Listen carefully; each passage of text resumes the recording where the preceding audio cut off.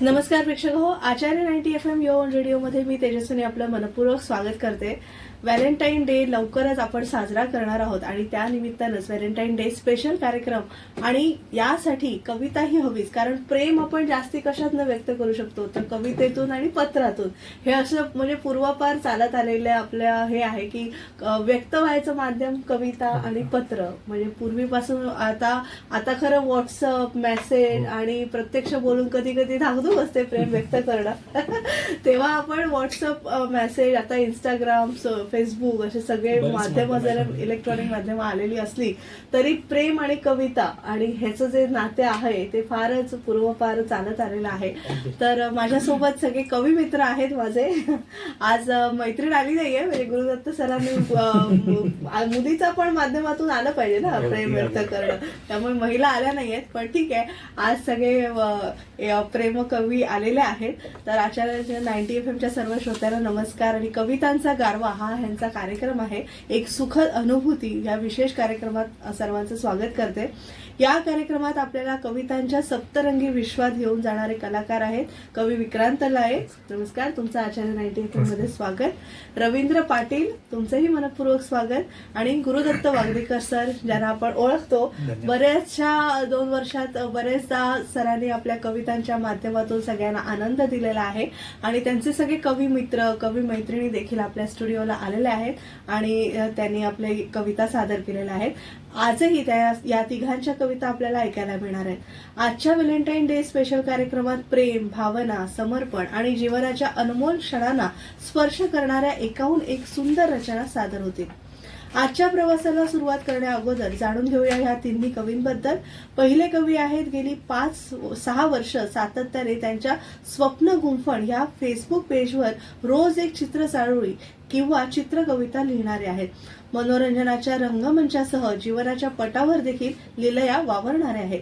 मुंबईतल्या खासगी आस्थापनेत कार्यरत असणारे युवा कवी विक्रांत लाळे सर मागे पण आपल्या सोबत होते काही कार्यक्रमानिमित्त आणि त्यांच्या कवितांचा आस्वाद आपण घेतलाच आहे. पण आज प्रेम कवितांवर आमचा सगळ्यांचा भर असणार आहे. तर चला या प्रेमरंगात न्हाऊन निघूया. मी सरांना विनंती करते. विक्रांत, आपलं आचार्य 90 FMच्या सर्व श्रोत्यांकडून मनपूर्वक स्वागत आहे. पाटलांचा कवी, नाव माझं रवी अशी ओळख सांगणारे दुसरे कवी आहेत रवींद्र पाटील. स्वतःच्या चेहऱ्यावर रंग लावता लावता आपल्या अभिनयाच्या रंगात दर्शकांना रंगवून टाकणारे असे आहेत. अभिनयासह कवितांसाठी देखील अनेक पुरस्कार त्यांना प्राप्त झालेले आहेत. शब्दांना धार लावून आपल्या प्रतिभेने तावून सुलाखून कविता तयार करणारे रवींद्र पाटील यांचं आचार्य 90 FMच्या सर्व श्रोत्यांकडनं मनपूर्वक स्वागत करूया. धन्यवाद. आणि आज आपण प्रथमच भेटतोय आणि माझंही कसं कविता आणि विंदा करंदीकरांची नात असल्यामुळे कवितेशी खूप जवळचं नातं आहे आणि थोडं रंगभूमीवर काम केलंय. आता जॉब मध्ये अडकल्यामुळे रंगभूमीवर चित्रपट, सिरियल थोड्या मागे पडले. पण बघू, कधी वेळ मिळाला तर करण्याचा मानस आहे. तर तुमची ओळख मला नक्कीच मदत होईल तुमच्या ओळखीची. नंतर आहेत गुरुदत्त वागदेकर सर. खरं तर सरांची ओळख करायची गरज नाहीये, कारण बस नाम ही काफी आहे. नाम में ही गुरु है. नाम में ही गुरु है. आणि सोबत दत्ताचा आशीर्वाद आहे, असे गुरुदत्त सर आपल्या सोबत आहे. मराठी साहित्य आणि कला सेवा प्रस्तुत कवितांचा गारवा, एक सुखद अनुभूती या कार्यक्रमातले तिसरे कवी. मराठी भाषेसाठी 40 वर्षांचं प्रदीर्घ योगदान देणारे साहित्यिक, पत्रकार गुरुदत्त वागदेकर सर. तुमचंही अर्थात मनपूर्वक स्वागत. आणि तुमचा आशीर्वाद सगळ्या आम्हा कवींवर असावा, कारण आमच्याकडनं आशीर्वादाशिवाय कवी घडत नाही. आता जर चांगल्या आपण सगळं वाचनाशिवाय कवी घडत नाही, तर आपण वाचतो, लिहितो. पण आपलं आता कसं आहे, सध्या मार्केटिंगचा जमाना आहे. तुम्ही सर फेसबुकच्या माध्यमातून, इंस्टाग्रामच्या माध्यमातून कविता सादर करतो. आपल्या कविता रसिकांपर्यंत पोहोचवणं फार गरजेचं आहे. पूर्वी सगळे मंगेश पाडगावकर आपल्याला सगळ्यांना माहिती आहे, शंकर वैद्य, नारायण सुर्वे, कवितांचा एक कार्यक्रम करायचा आणि ते गावोगावी जायचे, वसंत बापट वगैरे. तर हा आय थिंक थीम तुम्ही ठेवली. आधी मला संकल्पना जाणून घ्यायची आहे. कवितांचा गारवा, सुखद अनुभूती, म्हणजे हा आधीच्या कवींनी जे गावोगावी जाऊन कला आपली सादर केली, कविता सादर केल्या, तोच उद्देश होता का यामागे? थोडंसं वेगळा एक टप्पा पुढे की इतके वर्ष आपण वेगवेगळ्या प्रकारचे कार्यक्रम बघितले कवितांचे, हा पण त्यातून एक ठराविक पद्धतीचे चौकटीतल्याच कविता लोकांपर्यंत जात होत्या. ओके. तर आम्ही तिघांनी हा विचार केला की कवितांचा गारवा एक सुखद अनुभूती हे जे टायटल घेतले त्याच्या मागे पण एक वेगळा सगळी आमची मांडणी होती. गारवा हा शब्द पण आज मी पहिल्यांदाच उलगडा करतो. हा. गारवामध्ये ग गुरुदत्तच आहे, हा. र रवीच आहे अच्छा. आणि व विक्रांत. विक्रांत. तर असा हा गारवा जो आज पहिल्यांदाच लोकांपर्यंत पोहोचतोय हा. की आणि खरं तर हीच गोष्ट की हा जो ट्रायंगल आहे की चौथा ह्याच्यात कोण नाहीये.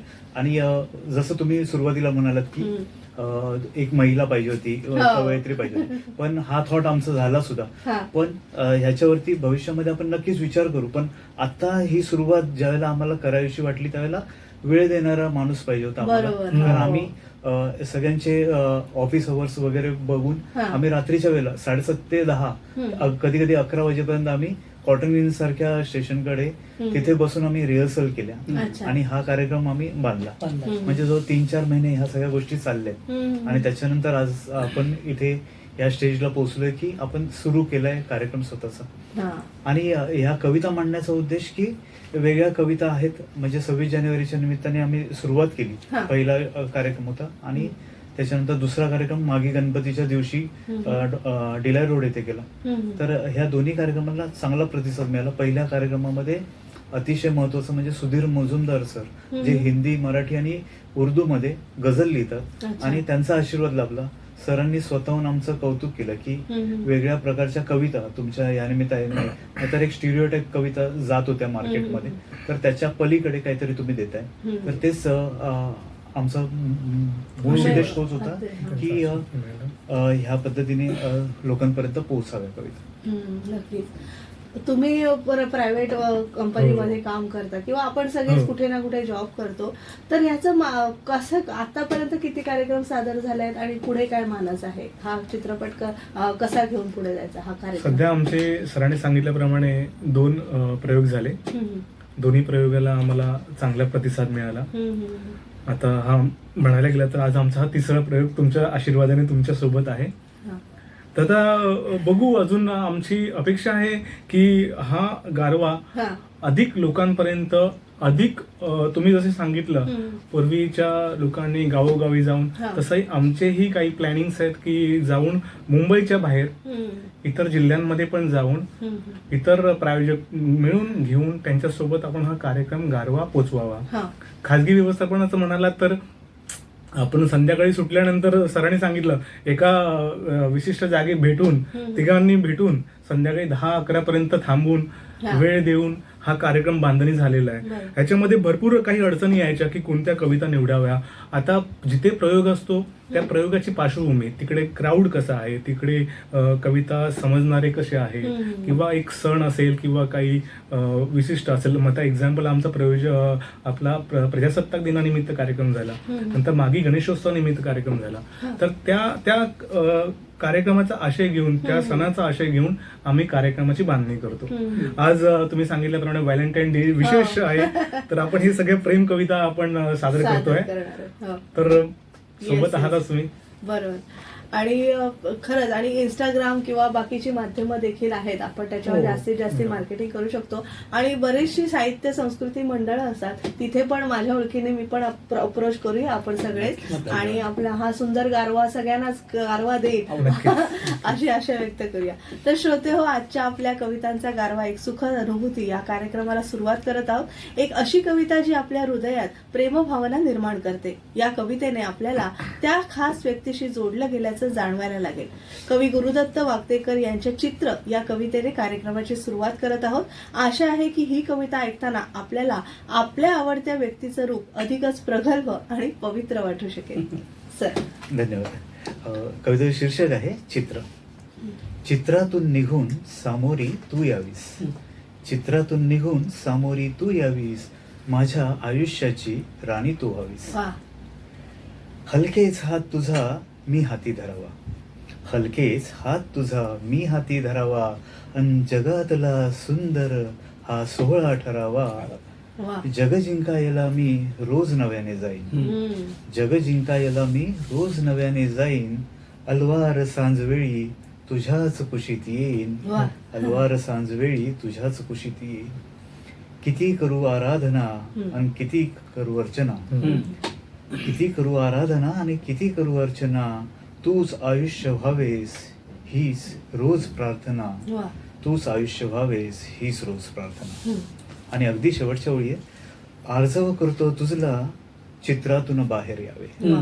बघूया हे चित्र कसं पूर्ण होत आहे. आर्जव करतो तुझला चित्रातून बाहेर यावे, अन्यथा साकडे अरे बापरे. देवाजीला माझेच चित्र करावे, माझेच चित्र करावे.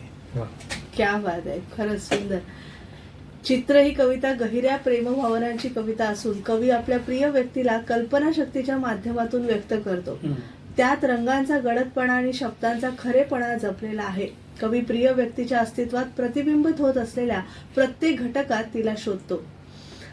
खरंच आपण चित्राचं बोललाय तुम्ही, पण आणि प्रेमाचा आपण विषय घेतोय. प्रेम हे फक्त नवरा बायको किंवा मित्रमैत्रीण असं नसतं, बरोबर, प्रियकर प्रेयसी असं नाही. तर मला कधी तुम्ही चित्र म्हणाला तर मला एकदम आईचा फोटो समोर आला. कारण त्या ज्या ओळी आहेत ना, हलकेचा हात तुझा मी हाती धरावा, जगातला सुंदर सोहळा ठरावा. कधी कधी आपण खूप नर्व्हस असतो, एकटं वाटतं आपल्याला, तेव्हा आईचा हात हातात घेतल्यावर आपल्याला जरा निवांत असं सेफ वाटतं. तर असेल तुमचे प्रेयसीचं चित्र, पण मला एकदम आईचं चित्र त्याच्या पुढच्या कडव्यामध्ये जसं मी तसं आहे, म्हटलं, जग जिंकायला म्हणजे जाईल. आईची इच्छा असं असते की आपल्या मुलाने जग जिंकावं, खरंच. आणि मग पुन्हा संध्याकाळी मला तिच्याच खुशीत यायचंय. कारण थकल्यानंतर आईची खुशी खूप आराम खरंच देते. खरंच. तर तो थॉट होता तिथे. आणि किती आपण जग जिंकलं, पण ते आईच्या खुशी झाल्यास जो आनंद मिळतो ते तो जग कुठेच जिंकूनही मिळत नाही. खरंच खूप सुंदर, खरंच छान. अर्थात पुढच्या कवींकडे वळूया. विक्रांत यांच्याकडे आपण वळतोय. त्यांच्या प्रिय व्यक्तीचा प्रत्येक वचन, स्पर्श आणि श्वासात अनुभव कसा घेता येतो, प्रेमाची एकात्मता आणि समर्पण भावना कशी व्यक्त होते त्यांच्या कवितातून, हे त्यांच्या शब्दात आता ऐकूया. शीर्षक आहे स्वप्न गुंफण. वा. गुंफलेलं एक स्वप्न, तर ते स्वप्न गुंफण. तू माझे दर्पण, तू माझ्यात कणकण, तू माझे दर्पण, तू माझ्यात कणकण, तुझ्यात मी नि माझ्यात तुझेपण, वेचतो क्षण क्षण तुझी ग आठवण, वेचतो क्षण क्षण तुझी ग आठवण, ध्यानात तू नि ध्यासात तुझेपण, तुझे ते खरेपण सौंदर्यात साधेपण, तुझे ते खरेपण सौंदर्यात साधेपण, श्वासात तू आणि स्पर्शात तुझेपण, मिठीतील आंदन मनातील स्पंदन, मिठीतील आंदन मनातील स्पंदन, वचनात तू आणि शपथेत तुझेपण, स्वप्न गुंफण अर्पण, गुंफलेलं स्वप्न मी अर्पण करतोय. स्वप्न गुंफण अर्पण संपूर्ण समर्पण, शब्दात तू आणि कवितेत तुझेपण, कवितेत तुझेपण. वा. ही मात्र खास बायकोसाठी आहे. हे लगेच कळून येतं. आता थोडं पर्सनली विचारते, खरंच बायकोला लिहिली आहे? हो, नक्कीच नक्कीच. प्रेमविवाह आहे, तर नक्कीच ही गुंफलेलं स्वप्न साकार झालेलं आहे. त्या निमित्तानं ही लिहिलेली कविता. कशी होती पहिली भेट? कोणी कोणाला आज प्रपोज डे आहे, तर कोणी कोणाला प्रपोज केला? तर खाजगी व्यवस्थापनेत असल्यामुळे तिथेच भेट झाली. अच्छा. इंटरव्ह्यूला आलेली. पहिले आखोसे. इंटरव्ह्यूला आलेली, इंटरव्ह्यू झाला, पण काही कारणास्तव सिलेक्ट होता नाही आलं. तिला दुसऱ्या एका ब्रँच मध्ये मूव्ह करण्यासाठी सांगण्यात. हो. तर तेव्हा झालं नव्हतं असं काही. पण मी म्हणालो ती ब्रँच ओके नाहीये, आपण दुसरीकडे बघूया. अशा निमित्तानं कॉल होत गेले, कॉल नंतर भेट होत गेली, भेट झाल्यानंतर बोलणं खूप वाढलं. मग नंतर आज प्रपोज डे आहे, म्हणजे म्हणायला गेलं तर प्रपोजला म्हणजे हळीच भेट झाल्यानंतर प्रपोज झालं, केलं मॅडमनी. मीच केलं. मॅडमनी होकार दिला नव्हता लगेच, पण काही काळ लोटला, स्वभाव पाहिला, एकमेकांना ओळखलं, नंतर मग त्यांनी होकार दिला. शेवटी मग पुढे झालं. हो. स्वप्न आमचं गुंफलेलं साकार झालं. साकार झालं. क्या बात आहे. खरं 10 वर्ष झाली आता 10 संसार. वर्ष झाली. 10 वर्ष वा. आणि खरंच आपलं जे स्वप्न होतं ते सत्यात अवतरलं तर तो जो आनंद निखळ आनंद असतो. आणि खरंच अभिनंदन. थँक्यू. आणि तुमच्या मिसेस नाही म्हणजे कार्यक्रम ऐकत असतील हो, त्या. नक्की.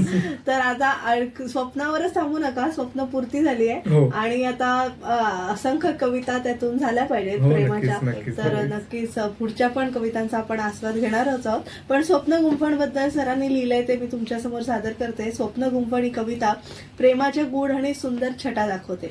विक्रांत लाळे यांच्या शब्दात विचार, भावना, श्वास आणि स्पर्श यांचं अद्वितीय गुंफण आहे.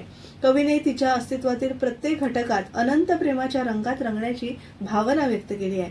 स्वप्न गुंफण अर्पण, संपूर्ण समर्पण हा जो काही थॉट आहे ना, संपूर्ण समर्पण हा फार मला आवडलाय. वा. हे शब्द प्रेमाची गहनता दर्शवतात. या कवितेत प्रेमाच्या प्रत्येक पैलूला समर्पित आणि एकात्मतेनं व्यक्त केलेला आहे. आता बोल जरा या कवितेत संयम आणि प्रेमाचं गोड अर्ज आपल्याला ऐकायला मिळणार आहे रवींद्र सरांकडनं. जसं मगाशी विक्रांत बोलला की हा. प्रपोज त्याने केलंय, हा. असं बऱ्याचदा होतं की प्रियकर प्रियसीला प्रपोज करतो पण ती सांगू शकत नाही. हा. पण ती नजरेची भाषा तो प्रियकर ओळखतो ओळखतो. आणि कवी सुद्धा जास्त ओळखतो. तेच Yes. मांडण्याचा प्रयत्न केलाय Okay. की नजरेमधून किती सांगशील, हा. शब्दामधून बोल जरा. बरं. नजरेमधून किती सांगशील, शब्दामधून बोल जरा. दार हृदयाचे माझ्यासाठी हा. सताड उघडे खोल जरा. वा. रोज पाहुणी हसतेस अशी, मौनाला तू सोड जरा. हा हा. रोज पाहुणी हसतेस अशी, मौनाला तू सोड जरा. पत्र लिहीन कवितेमधुनी, सही तुझी तू कर जरा. वा. वा वा. नजर भिडता नजरेशी माझ्या, हा लाजूनी खाली बघ जरा. हा. नजर भिडता नजरेशी माझ्या, लाजून खाली बघ जरा. अन उदार घेऊन श्वास माझे, हसत मुखाने जग जरा. क्या बात आहे. नजरेमधून किती सांगशील, शब्दामधून बोल जरा. हम्म. धन्यवाद. हा. क्या बात. बोल जरा येणार आहे मी तुमच्याकडे. तर कवितेची थोडीशी पार्श्वभूमी सांगते. बोल जरा ही कविता शब्दातून प्रेमाची गोडी आणि हसऱ्या हृदयाचं छायाचित्र तयार करते. प्रत्येक वाक्यात एक विचार आणि भावना आहे जी प्रेमाच्या पलीकडील एक सुखद अनुभूती देतात. कवी प्रिय व्यक्तीला आपल्या हृदयाचं दार उघडून प्रेम देण्याचं आवाहन करतो. कविता नजरेने संवाद साधण्याचं, मौन सोडण्याचं आणि श्वासासोबत हसण्याचे संकेत देते. पण जेव्हा प्रिय व्यक्ती जीवनातून निघून जाते तेव्हा वियोगाची वेदना हृदयात घर करून राहते. ही कविता आपुलकीचं बंधन आणि एकटेपणाची जाणीव यांचा सुंदर समन्वय दाखवते आहे. एकीकडे आपुलकीचं आणि विश्वासाचं बंधन तर दुसरीकडे एकटेपणाची आणि विस्मरणाची जाणीव या कवितेने आपल्याला करून दिलेली आहे. रवींद्र सर, तुम्हाला आता या नजरेतून किती सांगशील शब्दातून बोला जरा. मैत्रीण आहे की कसं काय? नाही नाही, नाही. मैत्रीण नाहीये, मैत्रीण होती, तिचं आता बायको मध्ये रूपांतर झालं. अच्छा. तुमची जरी पण मी अर्थात- यंग वाटत असलो तरी मी लग्न झालेलं आहे आणि मला 2 मुली आहेत चांगल्या गोड अशा. अरे बापरे. संतूर मॉम म्हणतो आता संतूर डॅड म्हणायला हरकत काय. कधी कधी तो मॉम जी साबण वापरतो तो उरलेला साबण आम्ही सुद्धा वापरतो. नक्की. खूप छान रंगतदार होतं. एक म्हणजे कवी संमेलनच म्हणूया आपण. व्हॅलेंटाईन डे स्पेशल छान साजरा होतोय. एक छोटीशी विश्रांती घेऊया आणि उर्वरित कविता आपल्या प्रेक्षकांना नक्की ऐकूया. प्रेक्षक हो, आज आपण व्हॅलेंटाईन डे स्पेशल कार्यक्रम करत आहोत आणि कार्यक्रम अर्थात या सगळ्या कवींचा आहे. त्यांच्या कार्यक्रमाचं नाव आहे कवितांचा गारवा, एक सुखद अनुभूती. आपल्यासोबत आहेत विक्रांत लाळे सर, रवींद्र पाटील सर आणि गुरुदत्त वागदेकर सर. एक छोटीशी विश्रांती घेऊया आणि व्हॅलेंटाईन डे स्पेशल कार्यक्रमात पुन्हा भेटूया. तुम्ही ऐकत राहा आचार्य 90 FM yo on radio. Acharya 90 FM.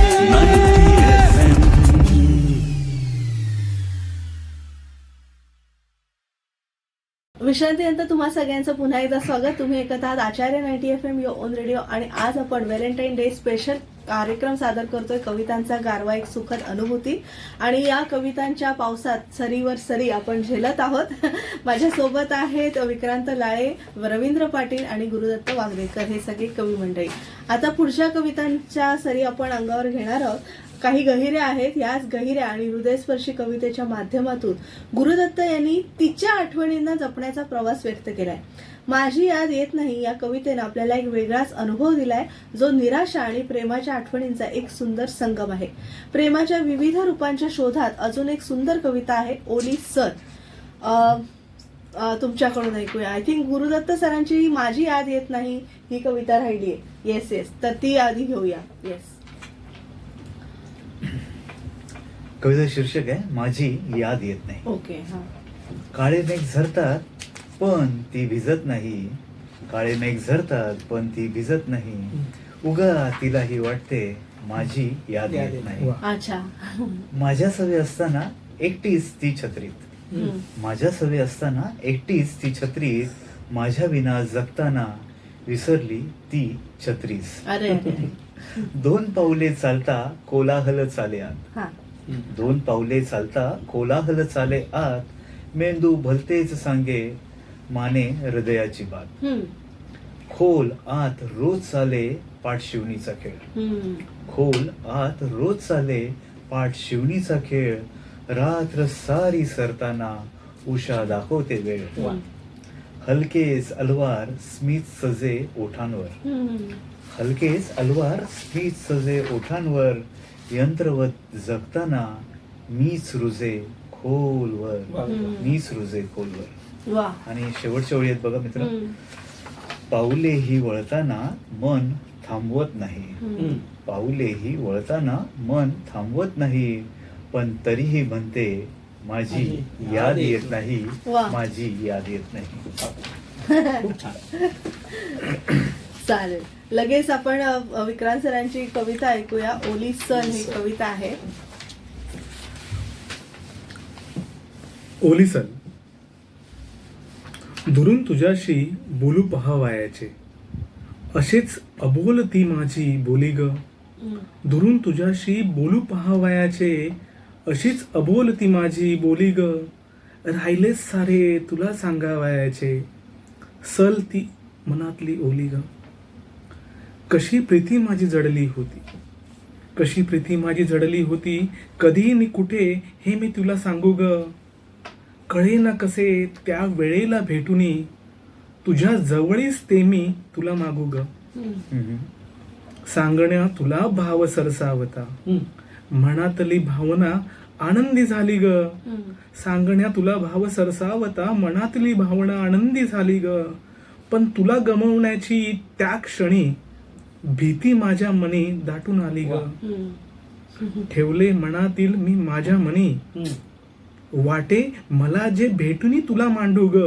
ठेवले मनातील मी माझ्या मनी, वाटे मला जे भेटूनी तुला मांडू ग.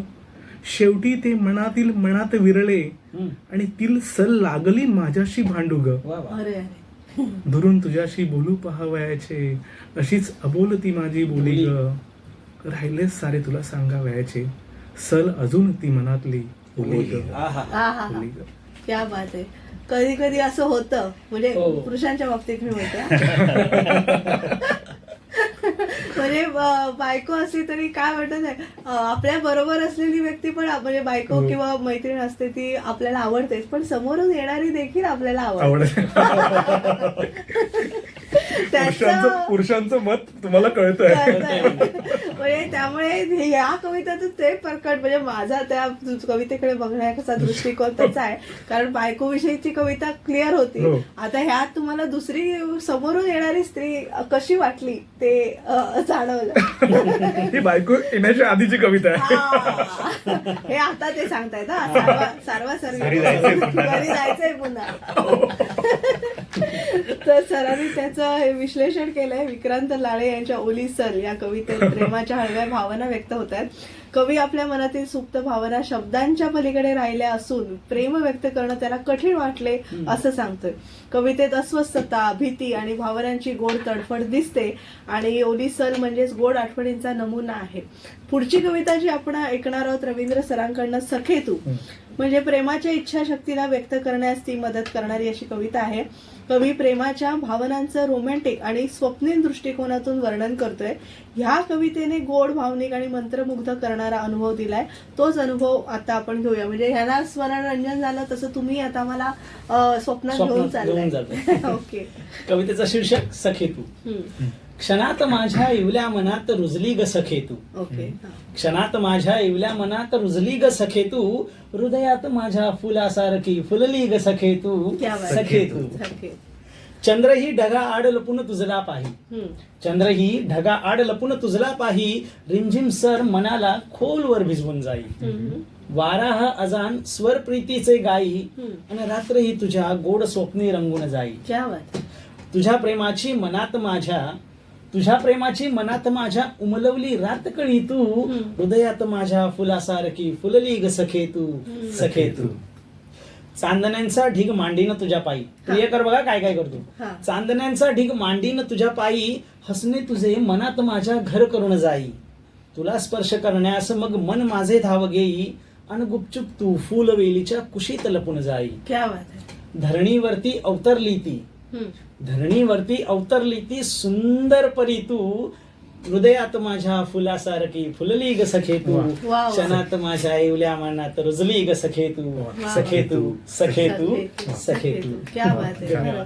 मला हा थॉट आवडला. फुलासारखी फुललीस तू. हा. खरंच कमाल आहे. म्हणजे म्हणजे काय एका कवितेचं कुठली एक टॅगलाईन म्हणतो ना आपण, कुठल्या याची एक टॅगलाईन असते, तशी बातमीची टॅगलाईन, तशी या कवितेची टॅगलाईनच ती आहे, हृदयात माझ्या फुलासारखी फुलली ग तू. सखे. खरंच खूप छान.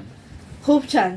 सखे तू मध्ये प्रेयसीचं प्रतीक असलेल्या निसर्गाच्या सुंदरतेची, चंद्राच्या चांदणीची, वाऱ्याची झुळकेची आणि त्या प्रेमात हरवलेल्या स्थितीचं वर्णन केलेलं आहे. पुढच्या कवितेत आपण सूक्ष्मतेपासून प्रगल्भतेपर्यंत पोहोचवणार आहोत. तुझ्या विना कोणी नको. अरे बापरे. तुझ्या विना कोणी नको ह्या शब्दांद्वारे कवी आपल्या प्रेमाच्या इच्छाशक्तीला शाश्वत बनवण्याचा प्रयत्न करतोय. तर मी विनंती करते, तुझ्या विना कोणी नको आता सादर करा. धन्यवाद. कवितेचे शीर्षक अर्थात तुझ्या विना कोणी नको. सोनचाफ्याच्या परिमळासारखं प्रत्येक श्वासात दरवळणार तुझ्या विना कोणी नको. आयुष्य सुगंधी करणार. वा. नजरेची भाषा उमसताना शब्दांचीही उणीव नसणार तुझ्या विना कोणी नको. माझ्याशी रात्रंदिन बोलणार. माझ्या अंतरंगात शिरताना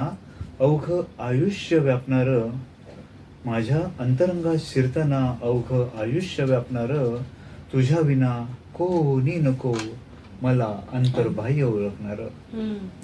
दुःखाच्या तिमिरात साचपडताना सुखाचा प्रकाश पसरवणार. वा. दुःखाच्या तिमिरात साचपडताना सुखाचा प्रकाश पसरवणार. तुझ्या विना कोणी नको. मला सौख्य मार्गावर नेणार. क्या बात. आणि शेवटच्या वेळी माझ्या भावविश्वात वावरताना स्वतःचं अस्तित्वही विसरणार. माझ्या भावविश्वात वावरताना स्वतःचं अस्तित्वही विसरणार. तुझ्या विना कोणी नको.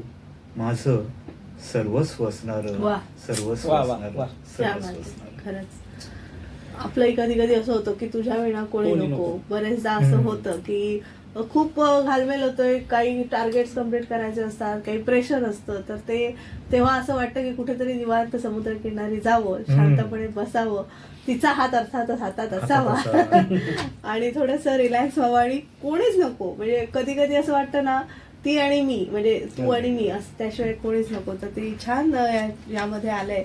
प्रेमाचं अस्तित्व प्रत्येक श्वासात आणि जीवनाच्या प्रत्येक वळणावर आहे. तसंच प्रत्येक वळणावर प्रेमाचं मार्गदर्शन आणि त्याच्या तेजस्वी प्रकाशाने जीवनाची दिशा ठरवतं. परंतु ते शब्दात व्यक्त करणं त्याच्यासाठी कठीण आहे.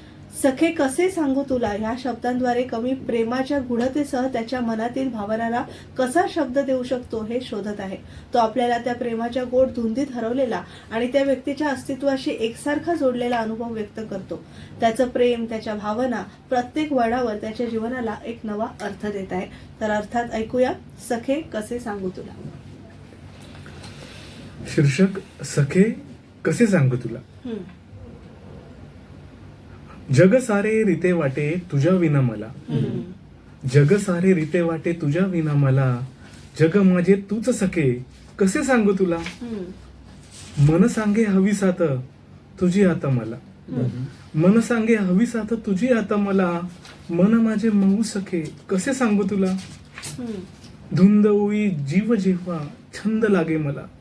धुंद होई जीव जेव्हा छंद लागे मला. धुंद माझे शब्द सखे कसे सांगू तुला. बंद डोळ्यांमध्ये फक्त तूच दिसे मला. बंद डोळ्यांमध्ये फक्त तूच दिसे मला, बंद माझे बोल सखे कसे सांगू तुला. शेवटच्या ओळी, नभ देई काळे घन मुक्त होण्या मला, नभ देई काळे घन मुक्त होण्या मला, नभ माझे तूच सखे, नभ माझे तूच सखे कसे सांगू तुला, कसे सांगू तुला. हा खरंच म्हणजे कंटिन्युटी आहे यांच्या थॉटची ना. तुझ्या विनाच्या थॉटची सखी कसे सांगू तुला. प्रेक्षक मीही तुमच्यासोबत पहिल्यांदाच या कवितांचा आस्वाद घेते, त्यामुळे मला ते कनेक्शन या कवितांमध्ये जाणवत आहे. त्या थॉटच्या कविता तुम्ही सगळ्यांनी एकत्र अशा संकलित केल्यात की हा थॉट या भागात आला पाहिजे, असं सगळं आहे. अर्थातच विक्रांत यांनी प्रेमाच्या गोड आणि लाजऱ्या भावनांना सादर केलंय. ज्या प्रेमात समर्पण आणि हळवेपणा आहे तो प्रेम व्यक्त करण्याचं जिवंत स्वरूप आहे. कविता हा एक दृष्टिकोन आहे. यानंतरची कविता कुणास ठाऊक ही हसवता हसवता अंतर्मुख करणारी रचना तुम्हाला नक्कीच आवडेल, जी रवींद्र आपल्यासमोर सादर करताय. त्याबद्दल थोडंसं सांगतो की हा. आतापर्यंत तुम्ही बघितलं असेल की कविता ही एक यमक किंवा साचेबद्ध सादर झाले. हा. आता जी कविता आहे ना ती मुक्तछंद टाईप म्हणू शकता, ओके. त्या पद्धतीची आहे. हा, हा. तर बघा आवडते का. हो. कुणास ठाऊक. बर तुला बरं आठवतं आकाशातलं चांदणं आपल्या पहिल्या भेटीच्या वेळी टिपूर होऊन चमकलेलं. बर आठवतंय ना तुला ते. ह्रस्वदीर्घ नसलेल्या शब्दांनी भरलेलं माझं पहिलं प्रेमपत्र तू तुझ्या वहीत लपवून ठेवलेलं. म्हणजे का पहिल्यांदा जेव्हा आपण लिहितो हो. तेव्हा शिकत नसतो धाकधूक, 10वी 12वी. धाकधूक. हा हा. त्या प्रेम. तर तुला बरं आठवतं आकाशातलं चांदणं आपल्या पहिल्या भेटीच्या वेळी टिपूर होऊन चमकलेलं. आठवतंय ना तुला ते. ह्रस्वदीर्घ नसलेल्या शब्दांनी भरलेलं माझं पहिलं प्रेमपत्र तू तुझ्या वहीत लपवून ठेवलेलं. किती वेळा माफ केलंस तू हा. आणि कित्येकदा तू चिडलेली. हा. किती वेळा माफ केलंस तू आणि कित्येकदा तू चिडलेली, पण कित्येकदा चूक नसताना मलाच वेटीस धरलेलं. अनेकदा म्हणायचीस ते गाणं, अनेकदा म्हणायचीस ते गाणं चाल मात्र नेहमी वेगळी. अच्छा. अनेकदा म्हणायचीस ते गाणं चाल मात्र नेहमी वेगळी. आठवत असेल कधी कुठे व्यवस्थित असं तू म्हटलेलं. तुला बरं आठवतं शेजाऱ्यांचं भांडण, पानाफुलांचं मौन, ढगांचा गडगडाट, पक्ष्यांचा किलबिलाट. तुला बरं आठवतं शेजाऱ्यांचं भांडण, पानाफुलांचं मौन, ढगांचा गडगडाट, पक्ष्यांचा किलबिलाट. पण आता या क्षणाला मी तुला आठवतोय का. कुणास ठाऊक. थोडस कुरबुर झाल्यानंतर कविता वेगळी जाणवते. थोडं काहीतरी शीतयुद्ध झालेलं आहे. आणि बरोबर ओळखलं तुम्ही. एकदम परफेक्ट. आणि ते लगेच कागदावर तिरमिरीने लिहिलेलं आहे ते. खरंच सुंदर छान.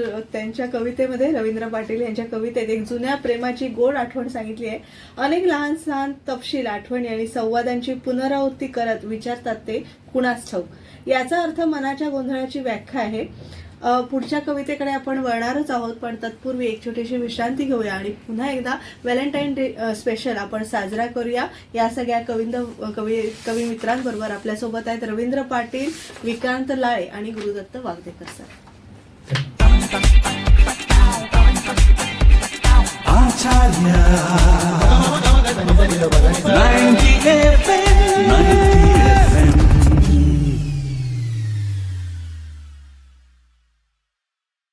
त्यानंतर तुम्हाला सगळ्यांचं पुन्हा एकदा स्वागत. तुम्ही ऐकत आहात आचार्य 90 FM युअर ओन रेडिओ आणि आज आपण व्हॅलेंटाईन डे स्पेशल खास कार्यक्रम तुमच्यासाठी घेऊन आलेलो आहे, कवितांचा गारवा. आणि माझ्यासोबत कवी मित्र आहेत विक्रांत लाळे, रवींद्र पाटील आणि गुरुदत्त वागदेकर सर. पुढच्या कवितेकडे अर्थातच वळणार आहोत. अगदी शेवटचा भाग आहे. तुमच्या अशा काय म्हणतात काय मनाच्या कुपीत किंवा कागदाच्या वहीत मुरपीस ठेवून केलेल्या कविता आता सगळ्यांनी सादर करायच्या आहेत. विक्रांत लाळे पुढची त्यांची कविता सादर करतायत. ही कविता अर्थात प्रेम आणि मुलांच्या अडचणी यावर भाष्य करणारी आहे. एका युवकाचं आयुष्य आणि त्याचा संघर्ष समोर आणणारी आहे. त्याचा भावनिक दृष्टिकोन सांगतो की आपल्या प्रयत्नांची कितीही किंमत असली तरी त्या व्यक्तीस जास्ती महत्व मिळत नाही. ऐकूया. शीर्षक आहे आम्हाला काही त्या पटत नाहीत. बरं. आम्हा मुलांचं नाही ह्या मुली कधीच ऐकत नाही. आम्हा मुलांचं नाही ह्या मुली कधीच ऐकत नाही. आणि लाख प्रयत्न केले ना तरी आम्हाला काही त्या पटत नाही. बरोबर. गल्ली गल्लीतून आम्ही त्यांच्या मागं मागे फिरतो. गल्ली गल्लीतून आम्ही त्यांच्या मागं मागे फिरतो. त्यांचे बॉडीगार्डच आम्ही स्वतःला समजू लागतो. त्याही आम्हाला त्यांच्या मागं फिरून थकत नाही आणि लाख प्रयत्न केले तरी तरी आम्हाला काही ते पटत क्या नाही. बात आहे, वा वा. त्यांच्यासाठी मित्रमंडळींना आम्ही शेंडी लावतो. बरोबर आहे. हा, हो. वेळ प्रसंगी आम्ही एका लंगोटीतील मैत्रीही तोडतो. अरे अरे अरे त्यांच्यासाठी मित्रमंडळींना आम्ही शेंडी लावतो. वेळ प्रसंगी आम्ही एका लंगोटीतील मैत्रीही तोडतो. त्यांच्यासाठी एवढं सारं करूनही आम्हाला त्या इज्जत काही देत नाही आणि लाख प्रयत्न केले तरी आम्हाला काही त्या पडत नाही. क्या बात आहे. बहिणीला 100-200 रुपयाचं ओवाळणी टाकतो. बरोबर. बहिणीला 100-200 रुपयाचं ओवाळणी टाकतो. भावाला बाईकची चावी देणं टाळतो. हम्म. त्यांच्या महागड्या व्हॅलेंटाईन गिफ्टसाठी, मित्रांनो, त्यांच्या महागड्या व्हॅलेंटाईन गिफ्टसाठी स्वतः काही खात नाही आणि लाख प्रयत्न केले तरी आम्हाला काही त्या पडत नाही. हो. अंगभर बॉडी स्प्रे, शर्टवर परफ्यूम मारतो. अंगभर बॉडी स्प्रे, शर्टावर परफ्यूम मारतो. दाढी मिशीला पीळ आणि केसांना जेल लावतो. क्या बात. त्यांच्या समोर शायनिंग मारण्याची आम्ही कसलीही कसर सोडत नाही आणि लाख प्रयत्न केले तरी आम्हाला काही त्या पडत नाही. शेवटी त्यांना तिथे कोणीतरी लल्लू पंजूस आवडतो. बरोबर. शेवटी त्यांना तिथे कोणीतरी लल्लू पंजूस आवडतो आणि इथे आपण फक्त त्यांचाच विचार करत राहतो. भूक, तहान, अभ्यास, काम कशावरही लक्ष लागत नाही. भूक, तहान, अभ्यास, काम कशावरही लक्ष लागत नाही आणि लाख प्रयत्न केले तरी आम्हाला काही त्या पडत नाही. आम्हाला काही त्या पडत नाही. छान, मस्त. खूप कमाल, अगदी धमाल. आणि खरंच कुठल्याही म्हणजे कॉलेज गोईंग साठी Yes, yes. नाहीये, व्हॅलेंटाईन प्रत्येकाच्याच आयुष्यात येतो. म्हणजे आता आजी आजोबांकडे बघून म्हणत नाहीत, पण ते त्यांचं प्रेम त्यांच्या लेवलवर चालूच असतं. आणि म्हणजे सगळ्या आपल्याच तरुणांना दोष दिला जातो, काय कसे फिरतात, कसे इकडे तिकडे आणि कसे प्रेम व्यक्त करतात. खरं तो पण एक संदेश आपण आपल्या माध्यमातून दिला पाहिजे. कारण आजकाल कुठेही म्हणजे आपल्या रस्त्यांवर म्हणा, कुठले बसेसमध्ये म्हणा, रेल्वेमध्ये म्हणे, काही ताळबंदच राहिलेला नाहीये प्रेम व्यक्त करायचा. अरे तुम्ही तुमच्या घरी जा, मित्राच्या घरी जा, मैत्रिणीच्या घरी जा, थोडं प्रायव्हसी जपली पाहिजे. कारण बघणाऱ्याला ते एकदम असं आणि काय म्हणतात, लहान मुलांवर वाईट संस्कार होतात. तो एक सामाजिक संदेश देऊया या माध्यमातून. बोलता सुचला की थोडं काय म्हणतात ते काय स्थळ करायचं भान, समाज भान राहिलं पाहिजे. सर चांगलं सांगते, कारण समाज माध्यमाचं भान राहिलं पाहिजे. कारण सामाजिक कार्य करणारे सर खूप आहेत. कारण त्यांच्या माध्यमातून रक्तदान शिबिर म्हणू नका, आरोग्य शिबिर म्हणू नका, बऱ्याच म्हणजे आम्ही अशाच एका माध्यमातून सगळ्यांच्या डॉक्टर राहुल भांडारकर सर यांच्या माध्यमातून खरं तर आपण भेटलो. सर थोडस तुमच्या सामाजिक कार्याविषयी बोलूया ना. आज चांगला दिवस पण आहे आणि बऱ्याच संख्येने लोक आपल्याला ऐकणार आहेत. तर प्रेम कसं, म्हणजे प्रेमाच्या अनुषंगाने बोलूया. प्रेम व्यक्त करणं आणि समाजाचं भान असणं किती गरजेचं आहे त्याविषयी थोडंसं सांगा. अगदी कारण समाजभान खरंच जपलं पाहिजे.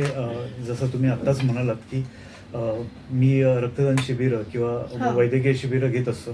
तर रक्तदान शिबिर करताना सुद्धा तुम्ही एका रुग्णाच्या पूर्ण कुटुंबाला तुम्ही आयुष्य देत असता. ज्याला एक माणूस रक्तदान करतो त्याला एका रक्तदानाच्या बॉटलमध्ये तिघांचे जीवन वाचू शकतात. अशा पद्धतीची सोय आहे आणि हे आपण सगळ्यांनी समजलं पाहिजे. आज माझे अगदी जवळचे डॉक्टर आहेत, डॉक्टर प्रागजी वाजा, त्यांनी 105 वेळा रक्तदान केलेलं आहे. तर म्हणजे स्वतः डॉक्टर असून देखील ते इतक्या मोठ्या स्तरावरती रक्तदानासाठी जनजागृती करतायत. तर हा खूप महत्वाचा विषय आहे आणि सगळ्यांनी त्याच्यामध्ये आपापल्या परीने योगदान दिलं पाहिजे. मी माझा खारीचा वाटा उचलतोय, तुम्ही तुमचा खारीचा वाटा उचला आणि हे सगळं आपण एकत्र आल्याने एकमेका करू साह्य अवघे धरू सुपंथ असं म्हटलंय. तर त्याप्रमाणेच होणार आहे. आणि खरंच जसं यांनी आता म्हटलं की समाजभान जपलं पाहिजे, प्रेम व्यक्त करा, पण अशा पद्धतीने व्यक्त करा की समोरच्यालाही तुमच्या प्रेमाची किंमत वाटेल आणि ती किंमत तुम्ही निर्माण करायला पाहिजे. आणि मगाशी तुमच्या कवितेत झालं होतं समर्पणाचं, की आपल्याला ती मुलगी किंवा मुलगा मिळाला नाही तर जीव देणं हा प्रकार फार वाढलाय. आत्महत्या करण्याचं प्रमाण वाढलंय. साध्या म्हणजे नापास जसं नापास होतो सुसाईड करतो, प्रेम मिळालं नाही तर सुसाईड करतो, हे फार चुकीचं आहे. म्हणजे या माध्यमातून. आणि पूर्वी तर काय रक्ताने पत्र लिहायचं,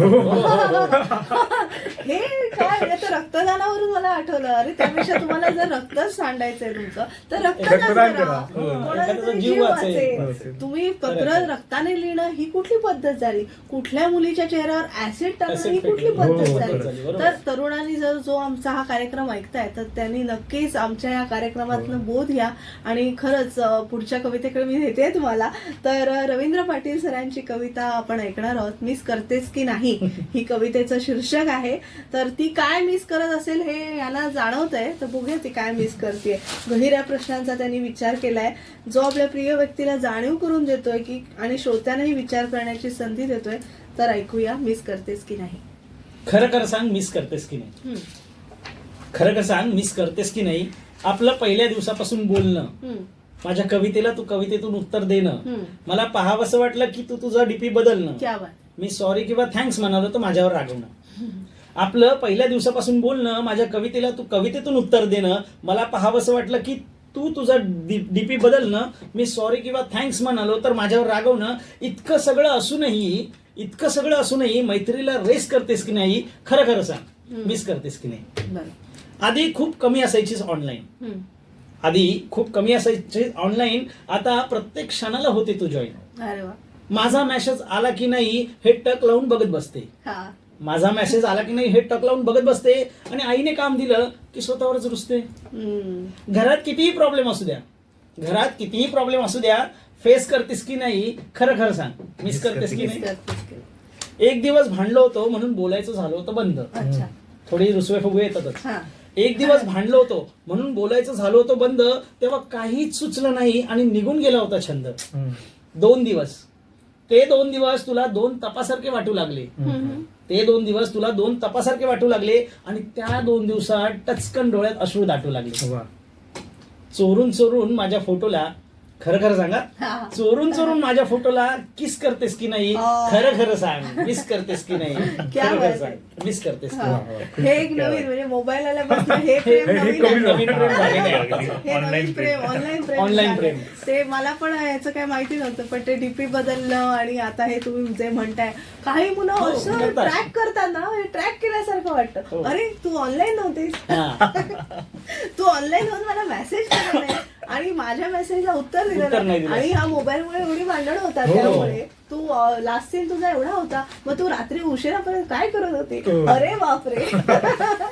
हे सगळे प्रकार मोबाईलमुळे वाढलेले आहेत. तर आता अर्थातच कार्यक्रमाची सांगता आपण गुरुदत्त सरांच्या छानशा कवितेने करूया. अशी कशी ग तू. बरं तुम्ही आरोप करताय. हा बरं ऐकूया तुमचे आरोप. आरोप पण प्रेमाची ही त्याच्यामध्ये जोड आहे. हा. हो. तर कवितेचं शीर्षक आहे अशी कशी ग तू. हम्म. अशी का ग मला छळतेस, स्वतःच जवळ बोलवतेस आणि पुन्हा दूर लोटतेस. अशी कशी ग तू. ओके. तुझ्या आठवणींचा पाऊस पडतो डोळ्यांतून अविरत झरझर झरतो. हम्म.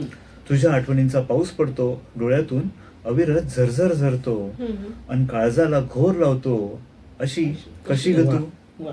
हा. तू अलवार अवचित येतेस, स्पंदनांचा वेग वाढवतेस. बरं. तू अलवार अवचित येतेस, स्पंदनांचा वेग वाढवतेस, आपल्याच विश्वात रमतेस. अशी कशी ग तू. हम्म. तूही करतेस प्रेम सखे, हम्म. शब्द का होती तुझे मुखे. वा.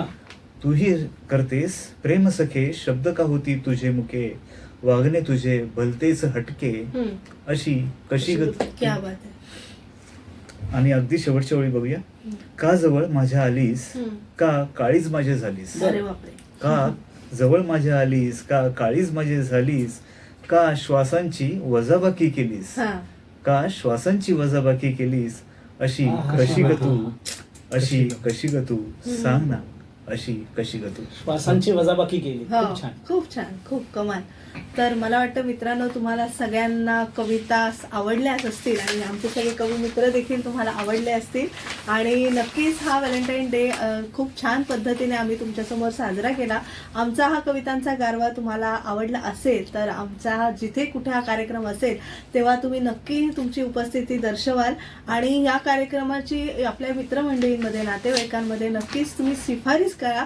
कारण नवी कवी जन्माला यायला हवेत, नवीन लेखक घडायला हवेत आणि त्यातूनच आपलं साहित्य आणि संस्कृतीचं आपण आपापल्या पद्धतीने संवर्धन करू शकतो. बरीचशी ठिकठिकाणी साहित्य संमेलन होत असतात. नुकतंच पुण्यात विश्व मराठी साहित्य संमेलन झालं तर आमचा देखील त्यात खारीचा वाटा आहे या सगळ्या. तर सगळ्या कवी मित्रांना मैत्रिणींना समाविष्ट करून घेऊया आणि तुम्ही देखील तुमचे काही कवी किंवा काही कविता किंवा चारोळ्या म्हणा तुम्हाला सादर करायच्या असतील तर नक्कीच खूप छान लिहिते व्हा हो, बरोबर. आणि वाचत सर म्हणतात तसं नेहमीच वाचत राहा, कारण वाचनाने आपण सगळे समृद्ध होतो.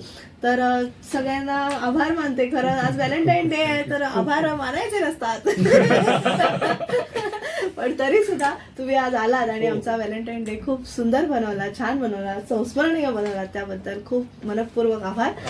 प्रेक्षक आपल्यासोबत होते कवी मित्र विक्रांत लाळे, रवींद्र पाटील आणि गुरुदत्त वागवेकर सर. तर मग सगळ्यांना तुम्ही घेऊन आलात त्याबद्दल तुमचेही मनपूर्वक आभार आणि कवितांचा आस्वाद दिलात त्याबद्दलही आभार आणि शुभेच्छा तुम्हाला पुढच्या कारकिर्दीसाठी. धन्यवाद. धन्यवाद धन्यवाद. आचार्य